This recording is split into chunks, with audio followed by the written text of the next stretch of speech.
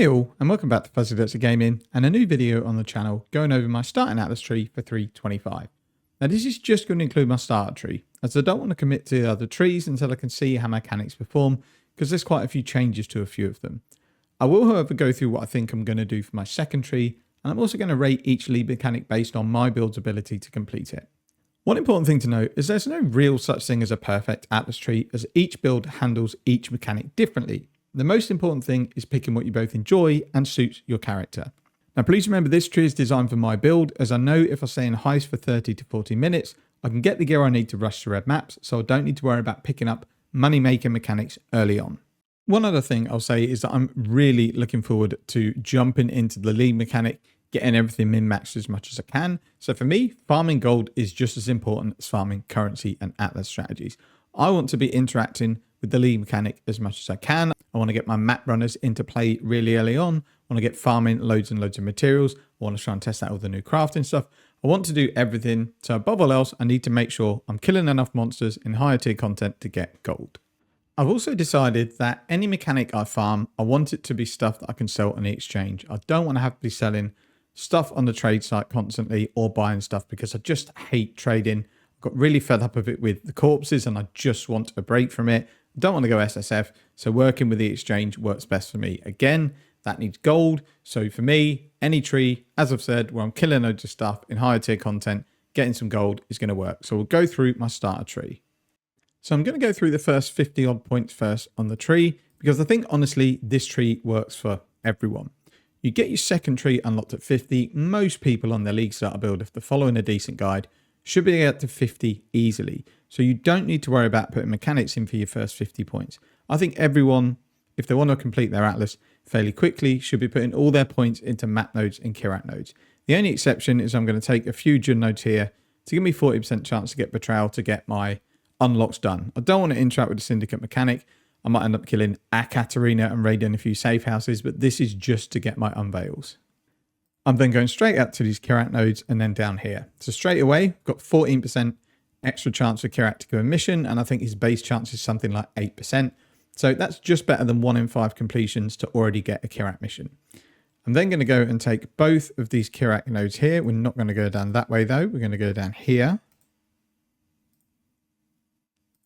And then we're going to go down here and take these Kirac nodes and map nodes here. So already on 31 points, and we've taken nothing but Kirac and map nodes. We're then going to carry on that trend, and we're going to go up here. Ignore this, we have to pass through it, we don't have a choice, we're not going to be utilising the keystone. That gives us nearly 40 points, so we're well on the way to unlocking our second atlas tree. At this point, as I say, we've now got around a 34% chance of Kirac to grant a mission on completion, which is about 1 in every 3 maps. Kirac missions are really important for your early map progression. Firstly, he sells you maps that you may not have completed. Secondly, when you complete his mission, or actually when you activate it, his inventory refreshes and he'll show you a different set of maps, so it's another chance to get maps you haven't been lucky enough to have drop.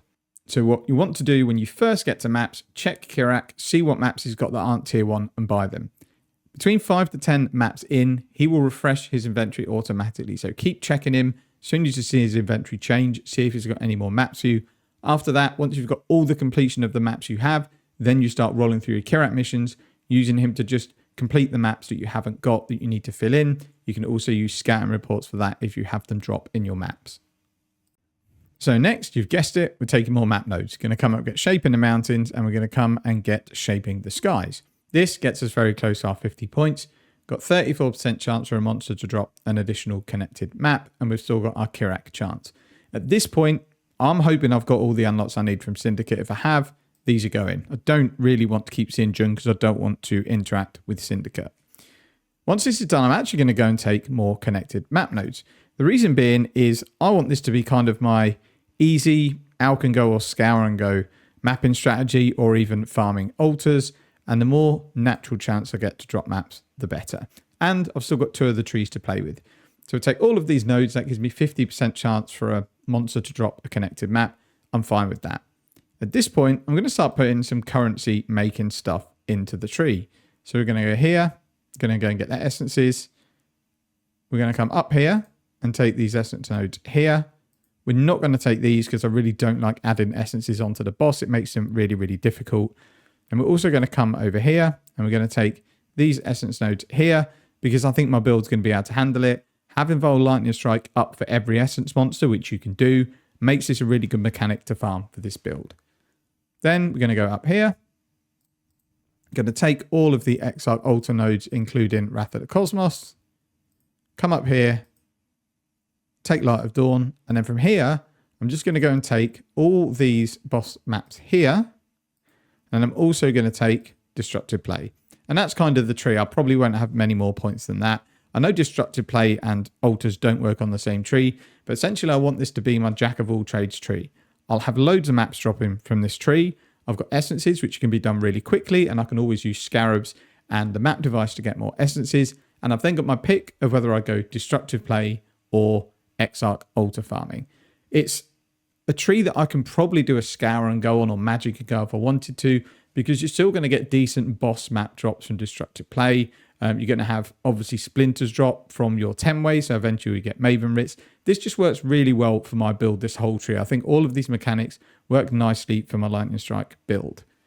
That's kind of it for this tree. I'm going to level this kind of bit by bit. I'm not necessarily just going to rush all the way through and do all of these mechanics. I'll get the map ones in play first, then I'll have a play around with the lead mechanic, then I'll get the essences and the Exarch altars on, and then finally we'll add the Destructive Play.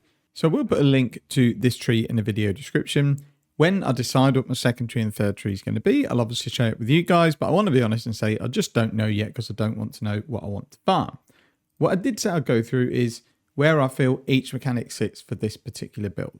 So there is a reason I've picked Destructive Play and Essences, because I think they're two of the things that this build does the best.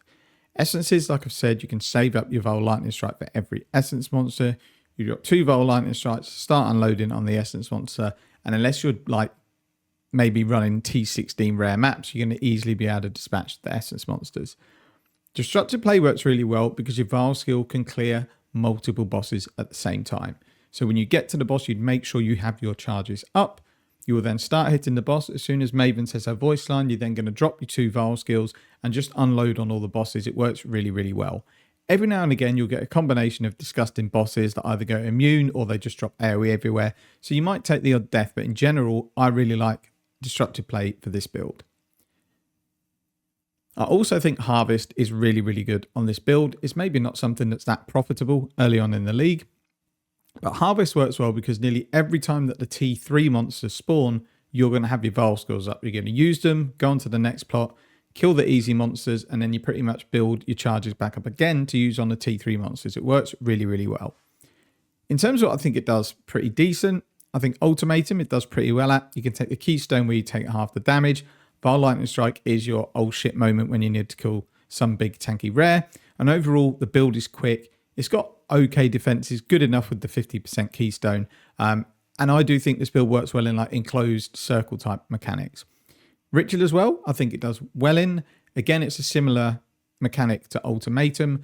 Doesn't last as long, and again, it's really easy to get your Vol charges up. You'll maybe kill the easy enemies that spawn to start with. Then if you've maybe got a boss in there or you've got some tanky enemies, you wait until they spawn and then you drop both your Vol Lightning Strikes again. The other one I put into decent, but I think every single build can put it into decent, is Blight. Most of the time you can control stuff with your towers. The reason I like Lightning Strike for Blight is because if you pick one of the maps that have got long lanes, your Vol skills are going to pierce through all of the enemies and you're going to help the towers defeat those monsters. I think it works pretty well. It's not something that I'm going to do, but it can certainly do it if you're a Blight enjoyer. Now, there are some average mechanics that I think if you're desperate to play those mechanics, you can do it, but I think there's better builds that you could pick. So first one is Legion. Legion is actually not that bad because, again, once you've destroyed all the Legion and you're waiting for it to break out or it breaks out, you're going to have your Vol skills up. So you can clear a lot of the area. But Legion can be really tricky early game, and if you've not got a ton of damage and defenses, you can die quite easily or fail to clear the Legion.